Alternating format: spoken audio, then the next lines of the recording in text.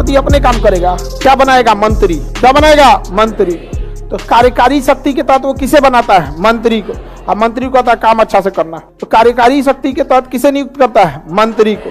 अब मंत्री अपने काम करेगा, अभी पगला जाएगा मंत्री, तो सब मंत्री बोल के कहेगा सर, एगो मंत्री को कहेगा सर तुम वैकेंसी निकालो, वैकेंसी, तो एगो मंत्रालय बनाएगा, कार्मिक मंत्रालय, और कार्मिक मंत्रालय को दे देगा कि यूपीएससी संभालिए आप यहाँ पर। और वहां से सिलेक्शन जब हो जाएगा तो यूपीएससी वाला सेलेक्ट होकर आएगा, उसको ट्रेनिंग दिया जाएगा, पूरा ट्रेनिंग हो जाएगा तो मंत्री कार्मिक मंत्रालय का मंत्री पकड़ के ले जाएगा सारा यूपीएससी वाले को, खाली कर देगा कहाँ पे? राष्ट्रपति भवन में। लाइन लग जाओ लोग, सब लोग। राष्ट्रपति पूछेंगे हाँ हाँ, अब सब लोग भाषण दो, लोग देखे क्या क्या सीख के आए हो, तो 15-15 मिनट का सब भाषण देता है यूपीएससी, आईएएस और आईपीएस सब भाषण देता है। क्यों? क्योंकि कार्यपालिका की शक्ति किसके पास थी? राष्ट्रपति। भले प्रयोग नहीं करता है लेकिन सिस्टम तो बना के गया ना। तो कार्यकारी शक्ति के तहत किसे नियुक्त करेगा? मंत्री को, प्रधानमंत्री और अन्य मंत्री को। अब कार्मिक मंत्रालय यूपीएससी वालों को, लेकिन फाइनल सिलेक्शन के बाद प्रधानमंत्री के पास भाषण देने नहीं जाते हैं लोग, किसके पास जाते हैं? राष्ट्रपति। जितना कर्मचारी मंत्री उंत्री है सब किसके तहत आएगा? कार्यकारी शक्ति। राष्ट्रपति खाली साइन करेंगे। जैसे मान के चलिए जगमोहन की यूपीएससी निकल गया, हलाने को, अब जगमोहन का रिजल्ट आया और इसको बनाया गया राजदूत, तो इसे राजदूत बना के राष्ट्रपति अफ्रीका भेज देंगे। हाँ।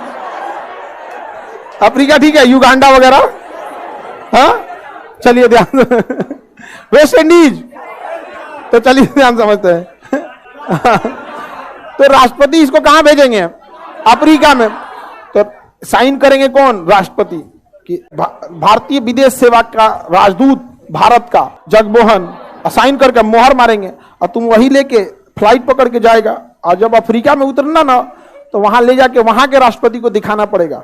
और वहां जब जाओगे तो वेटिंग में खड़े रहोगे ना, तो बगल में एक आदमी बोलेगा एक्सीलेंसी, मतलब महानुभाव आइए। समझ में गया? राष्ट्रपति साइन करके भेजा है कि हमको फुर्सत नहीं है, मेरे जगह जगमोहन जा रहा है, वहां बैठ के भारत को रिप्रेजेंट कीजिएगा। समझ में आ गया कि नहीं आ गया? तो किसी भी विदेश सेवा के अधिकारी को भेजना, कोई विदेश से आया है तो उसे रिसीव करना किसका काम है? राष्ट्रपति में। ये सब किसके तहत आता है? कार्यकाल। तो अपने से समझो, इसको लिख के क्या करोगे? हालांकि मटेरियल में लिखा हुआ है, ये समझने की चीज है।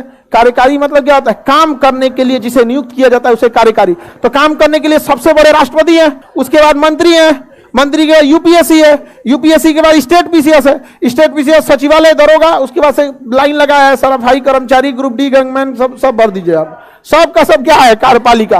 और सबसे बड़ा कार्यपालिका राष्ट्रपति। किसी को दिक्कत? तो इसमें लिखे कुछ नहीं, अपने से समझिए।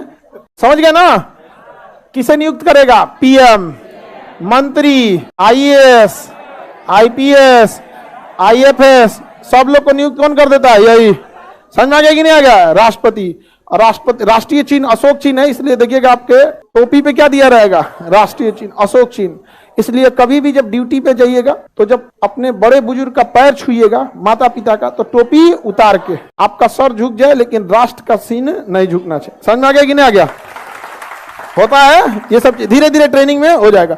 एक लड़की का दरोगा में हुआ था, तो वो ऐसे जो हम तो उसको रोके, भाई बमनी सुनो, पहले इसको उतार दो आप, आगे बढ़े। तो ये सब किस में आता है? कार्यकारी शक्ति।